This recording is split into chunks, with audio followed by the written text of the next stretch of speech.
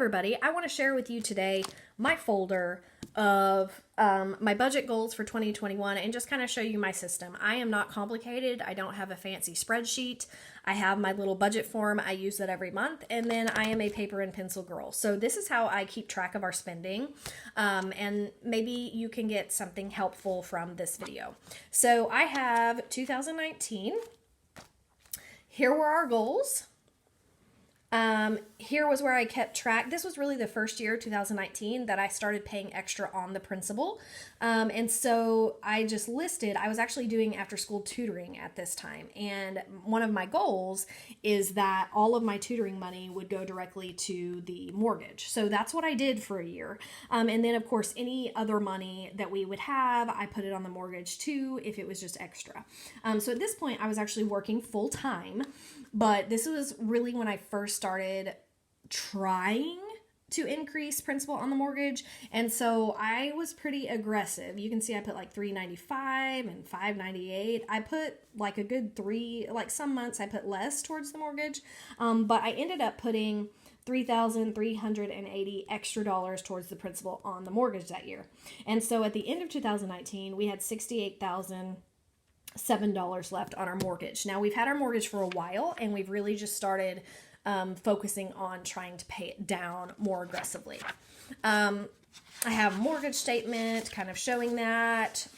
And then here is where I track, that was for the whole year, but this is where I put my old budget sheets in here and I highlight the bills when I pay them. And then I also track our spending on this sheet. And this is where I just like to track how much we're spending in certain categories to see if we're overspending. So I have like couponing, eating out, gasoline, groceries. This was when I only had one son. How much we spent on the dogs. Here, like beauty and clothing, gifts, household, personal spending, school, things like that. So I also kind of keep track. So here I just have like budget form and spending every month, basically. And then that's just my whole system. And then I have 2020 and the same sort of thing. I have the goals, I have the tracking sheets, and then I have the used budgets behind it. And so then in 2021, I wanted to really be intentional with paying the mortgage off even more so because I realized that it really did have a big impact. So this was when I really started paying that $1,000 on the mortgage every month. And now our mortgage payment went down to only like $501 because we had paid so much of it off. Our payment actually decreased. So our mortgage payment is like $501.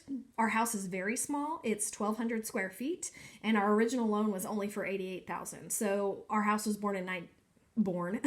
our house was built in 1977. It's an old house. We've done lots of renovations. We did not buy anything fancy, but we love our nice small home.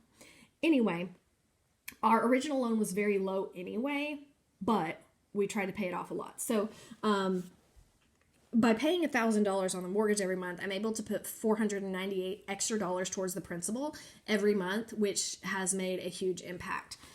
So you can see it doesn't change this year. It's been the $498 every single month.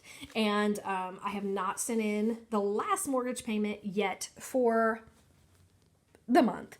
And so when I do that, I will finish this out. But I've been tracking it. Of course, about $500 a month is going to be about $6,000 additional dollars off the mortgage plus whatever the payments we're doing. So again, all of the budget forms are behind it, and I literally just keep this in a folder. It's nothing fancy. It's kind of full, so I may have to get a new folder for 2021. Okay, so the first thing for 2021 that has changed is my budget form. It looks very similar to the last time, and I literally just did this in Word. There's no point in me really sharing it because I literally just went into Microsoft Word, put insert table, and I just typed categories. But you can just do this on notebook paper. You don't have to use Word. I'm just proficient in Word and it's what I like. So it's nothing fancy. Now you can see that I've actually decreased the budget. My last budget videos were all with $4,000, but I went part-time this year. So I've kind of just hung on to that $4,000 till the switch of the year, but it needs to go down because I'm making a lot less money. So we're going to try to do a smaller budget this year. And that's probably the smallest budget I've ever done. I don't know if it's doable, but I'm trying to believe in myself. So nothing really is going to change here. I'm still going to try to put the $1,000 on the mortgage. All of our bills have stayed exactly the same. Nothing has changed. But the gym membership is gone. So you can see there's an empty category there. I just left it blank in case something else comes up. The bottom of the form looks exactly the same. My second goal that I have for 2021 is I really want to try to save $1,000 per month.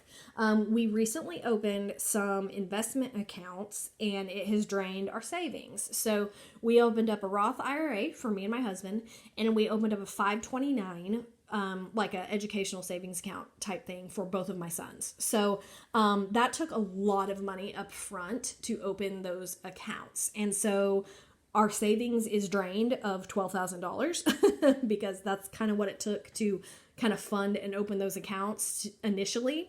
Now we have them set up as auto drafts, but we had to put an additional chunk of money to open them. And so I put a big chunk of money because I meant to do these accounts so many years ago and I didn't. So I put a good chunk of money in each of them. So, I want to up our savings again because I'm not comfortable with where it's at right now. So I'm going to really try my hardest to save $1,000 per month. And that is super aggressive, especially with me working part-time. Again, I don't know if it's doable, but I don't think, I know that thinking is faulty. I need to believe that I can do it if I am going to. Sorry, I'm trying to get this sticky note off of here. Okay, the sinking funds, this all looks the same. Okay, so up here I have changed this.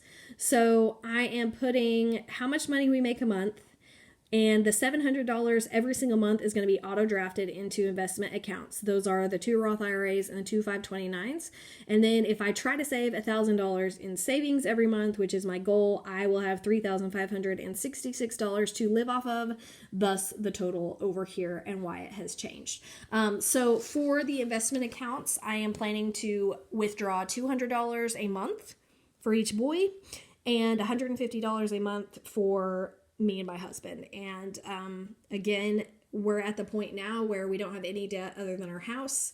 It's taken us several years to get to this point. I was budgeting and saving before I met my husband, and then he has totally came on board. And in the 4 years we've been married, we've paid off a $10,000 student loan.